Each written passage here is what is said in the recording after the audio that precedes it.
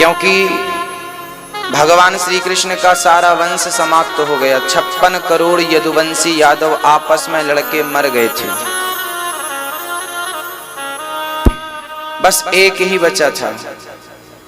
भगवान श्री कृष्ण के पुत्र का नाम था प्रद्युम्न, प्रद्युम्न के पुत्र का नाम था अनिरुद्ध, अनिरुद्ध के पुत्र का नाम था वज्र।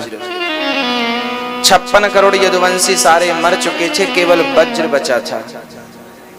उसी वज्र की संतान आज जो यादव हैं वो उन्हीं की संतान, उन्हीं के वंशज हैं, भगवान श्री कृष्ण के वंशज।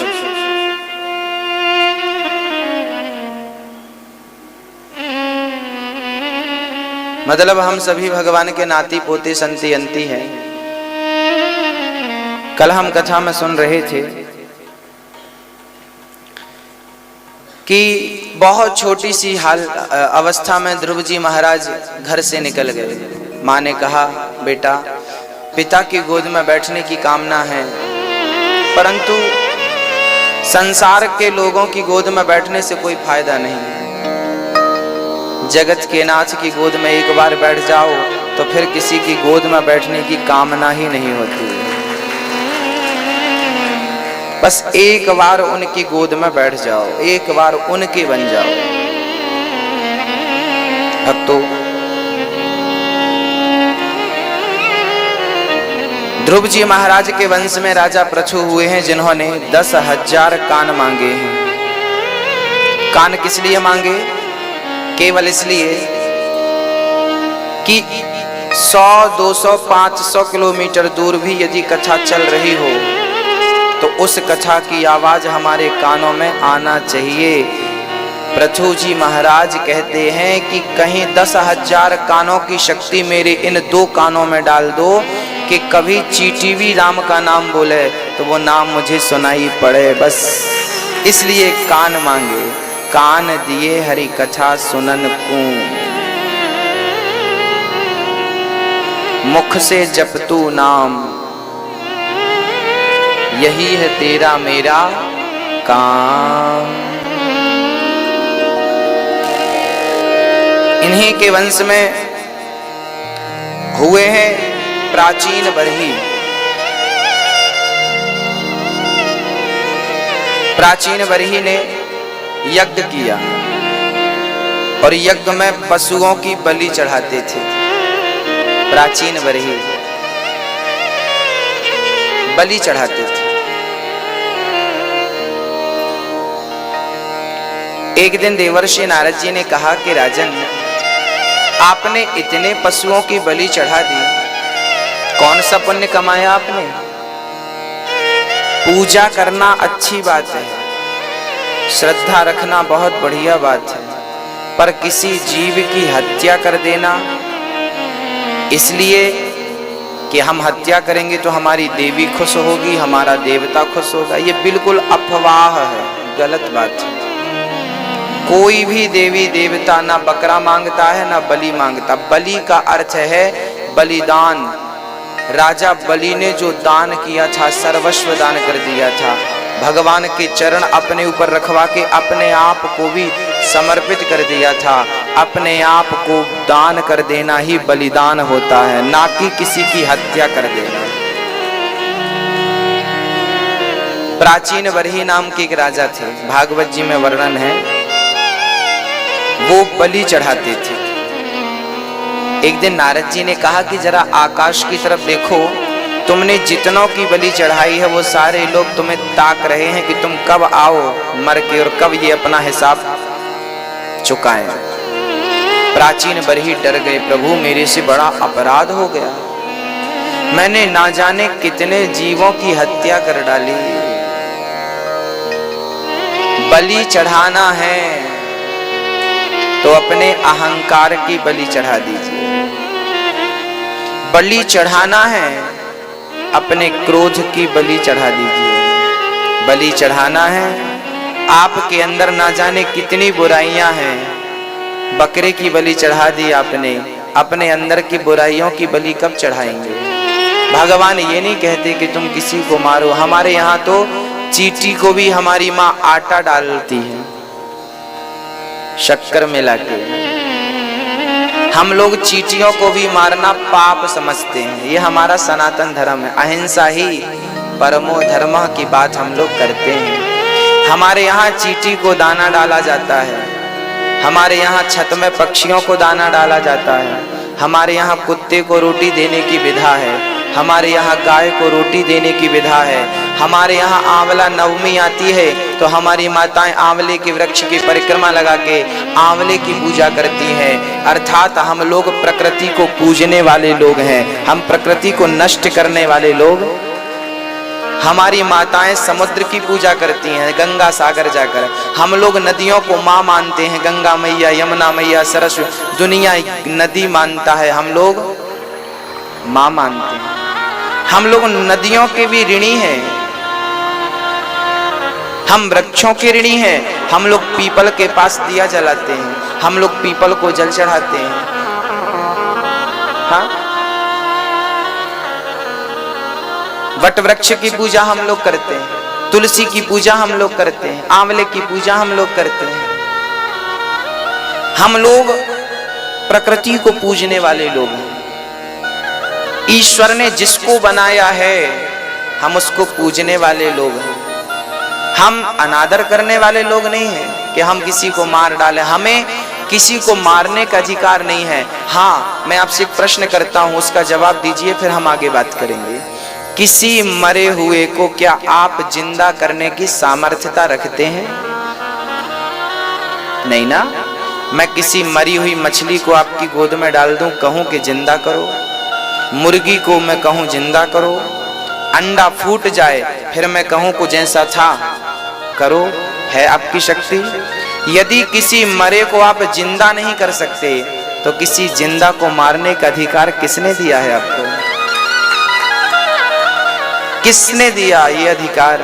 क्यों आपको ये अधिकार? जिंदगी ईश्वर ने दी थी, आप कौन होते हैं उसकी जिंदगी छीनने वाले? यदि आपने छीनी है तो याद रखिएगा, ईश्वर के घर देर कितनी है मुझे नहीं पता, पर अंधेर नहीं है। वो हिसाब जरूर लेगा, वो पूछेगा आपसे। जरूरत से ज्यादा पैसे आ जाए ना तो इनकम टैक्स अधिकारी पूछते हैं कहां से आया, हिसाब दीजिए। यदि 2 रुपए का हिसाब आपको यहाँ के लोगों को देना पड़ता है तो क्या आपके कर्मों का हिसाब मेरी कन्हैया को नहीं देना पड़ेगा? वो भी एक्टिव है, वो भी एक्टिव है। आपने कंप्यूटर बनाया, आपने सैटेलाइट बनाई, आपने परमाणु बनाए, आपने सब बनाए, तरक्की कर ली। सोचिए कि आपने इतनी तरक्की कर ली तो जिसने आपको बनाया होगा वो कैसा होगा? हा? आपकी खोपड़ी में इतना कुछ है तो जिसने आपकी खोपड़ी बनाई है वो क्या ऐसी होगा? वो भी तो सब हिसाब रख रहा है। आपके एक एक मिनट का हिसाब उसके पास। मैंने 1 साल पहले 1 तारीख को 2017 को किस व्यक्ति से किस प्रकार बात की थी, उसका सम्मान किया था या उसका अपमान किया था? आज के 10 साल पहले 2002 में 17 जुलाई 2002 में मैंने किसी की थाली से रोटी छीनी थी या किसी की थाली में रोटी डाली थी, ये हिसाब उसके पास है। आपको लग रहा है कि हमने किया, किसने देखा? मत सोचिए, वो सब देख रहा है। लाख आंख से देख रहा है तुझे देखने वाला, सच की खेती कर ले चतुर नर, समय गुजरता जाता। मेरे मालिक की दुकान में सब लोगों का खाता। बड़े बड़े कानून प्रभु के, बड़ी बड़ी मर्यादा, किसी को कौड़ी कम नहीं देता, किसी को दमड़ी ज्यादा। समझदार तो चुप रह जाता, मूर्ख शोर मचाता। मेरे मालिक की दुकान में सब लोगों का खाता। पुरंजन उपाख्यान की चर्चा नारद जी ने सुना दी। 2 मित्र थे, अविज्ञात और पुरंजन। एक दिन पुरंजन बोला कि अविज्ञात, मैं नगर भ्रमण करके आता हूं। अविज्ञात ने मना किया, पुरंजन तुम मत जाओ, जाओगे तो उलझ जाओगे। पुरंजन बोला मैं तो जाऊंगा। पुरंजन बहुत सारी नगरियों में गया पर उसे कोई नगरी पसंद नहीं आई। उत्तर दिशा की ओर जब वो बढ़ा तो उसे एक बहुत बढ़िया नगरी नजर आई जिसमें 9 दरवाजे थे, सुंदर सी हवा आने का जाने का प्रबंध था। वो उस नगरी में जैसे ही प्रवेश किया तो उसकी भेंट पता किससे हो गई? उसकी भेंट एक स्त्री से हो गई। उसके साथ 5 फण वाला सर्प था और बहुत सारे पहरेदार थे। वो सुंदर सी स्त्री पुरंजन की तरफ आई। पुरंजन उस स्त्री पर मोहित हो गया। आहा, कितनी सुंदर है। उस स्त्री से पूछा, क्या आपकी शादी हो गई?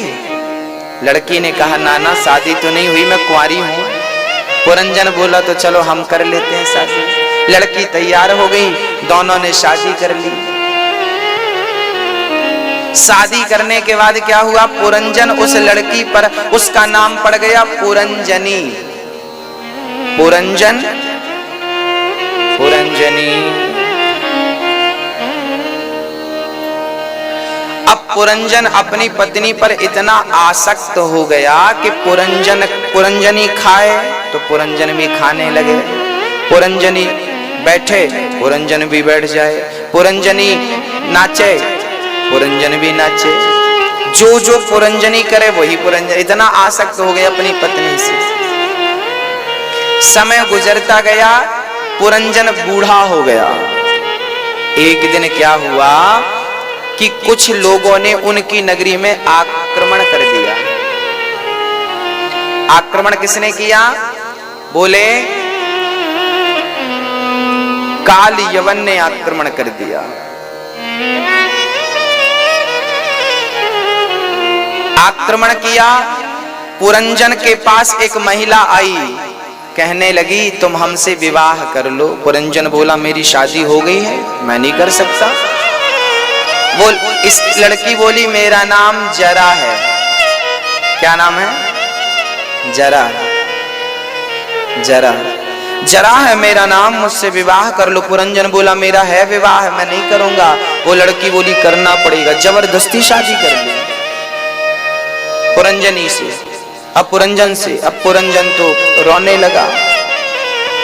कुछ दिनों बाद 365 गंधर्व, 365 गंधर्वियों ने, काल यवन ने आक्रमण कर दिया और पुरंजन का सारा नगर लूट करके पुरंजन को मृत्यु के घाट उतार दिया। पुरंजन मर गया।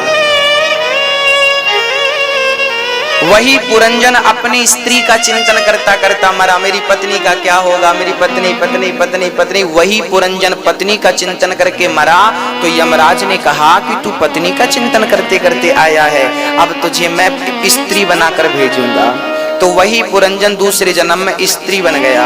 और संयोग देखिए, शादी के 2 साल बाद उसका पति निपट गया तो वो अपने पति के साथ सती होने के लिए चला, क्योंकि वो पिछले जन्म में पुरुष था, इस जन्म में स्त्री है, तो अब स्त्री का धर्म निभा रहा है। अब वो अपने पति के साथ सती होने चला। तभी पुरंजन का खोया हुआ मित्र अविज्ञात, उनको लगा कि मेरा मित्र बहुत दिनों पहले गया था, कह के गया था मैं वापस आ जाऊंगा, अभी तक लौटा नहीं। आज अविज्ञात ढूंढने चले। पुरंजन, पुरंजन, पुरंजन खोजा, आवाज लगाई, पुरंजन कहीं मिला नहीं। तब अविज्ञात ने देखा, अरे मेरा पुरंजन तो ये साड़ी वाड़ी पहन के जा रहा है, ये औरत बना। अविज्ञात ने आवाज, ए पुरंजन, ये तेरी हालत कैसी हो गई?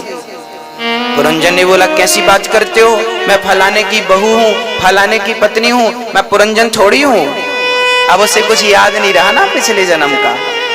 अविज्ञात बोला आप हमारे मित्र थे पिछले जन्म में, आपका नाम पुरंजन था। इस जन्म में आपने स्त्री का रूप बना लिया, क्योंकि आप स्त्री का चिंतन करते करते मरे हैं। अंते यामति सागति, इसलिए मरते समय ना बहुत सावधान रहा करो। हाँ, यहाँ जितनी स्त्रियां बैठी हैं ना, आप सब पिछले जन्म में पुरुष थी। हाँ, और यहाँ जितने पुरुष बैठे हैं ये लगभग पिछले जन्म में स्त्री थे, क्योंकि पुरुष जब मरता है तो स्त्री का चिंतन करते करते मरता है, और स्त्री जब मरती है तो पुरुष का चिंतन करते करते मरती है। जिसका चिंतन करते, एक दादाजी मरने लगे, घर का चिंतन करते, राम राम मेरे घर का क्या होगा, घर का क्या होगा। यमराज ने उन्हें उसी घर का कुत्ता बना के भेज दिया, जाओ ताको। एक सज्जन सोने चांदी का, पैसों का चिंतन, भगवान मेरा पैसा पैसा पैसा। बूढ़ा आदमी ना ज्यादा चिपकता है पैसों से, माया ज्यादा घेरती है बुढ़ापे में। बाल दाढ़ी पक जाए और दांत पूरे बाहर आ जाए तब पैसे में ज्यादा मन लगता है। पता नहीं क्या होता बुढ़ापे में, अब मैं होऊंगा तब मुझे भी पता चलेगा। पर विवेक होना जरूरी है। बुढ़ापे में तो धीरे धीरे छोड़ना चाहिए, दूरी बनाना चाहिए। और लोग अक्सर बुढ़ापे में और चिपकते हैं माया से, धन से। नहीं, गलत है। बुढ़ापा आ गया, छोड़ो ना माया, माधव को पकड़ो कि कल्याण होगा। माया हमेशा उलझाती है, माधव सुलझाता है। माया माया सब कहें, माधव कहे ना कोई। एक बार माधव कहें तो माया चेरी होए। अब पुरंजन कहने लगे कि मैं तो स्त्री हूं। एक सज्जन को धन का चिंतन था, अगले जन्म में भगवान ने सांप बना के भेज दिया। आपने देखा होगा कि जहां माया वाया गड़ी होती है ना, वहां एक सांप जरूर होता है। सुना कि नहीं, देखा कि नहीं? होता सांप, मैंने देखा। ये सांप कौन है? ये कई लोग ना पिछले जमाने में बैंक नहीं हुआ करती थी ना, तो लोग जमीन में गाड़ देते थे। आप लोग गाड़े हो तो निकाल लेना, नहीं सांप बन के बैठना पड़ेगा। हो तो बता देना, नहीं किसी को नहीं, हमें बता देना, बूढ़ी माओ के काम आएगा भाई। जमीन में क्यों गाड़ रखा है? मैया जी आप लोगों ने तो नहीं गाड़ रखा?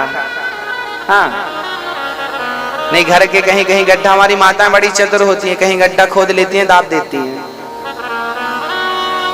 ऊपर रहेगा तो पकड़ा जाएगा। वो तो अच्छा हुआ मोदी जी ने कर दिया, तो बेचारे सबके पता चला कि किसके पास कितना है।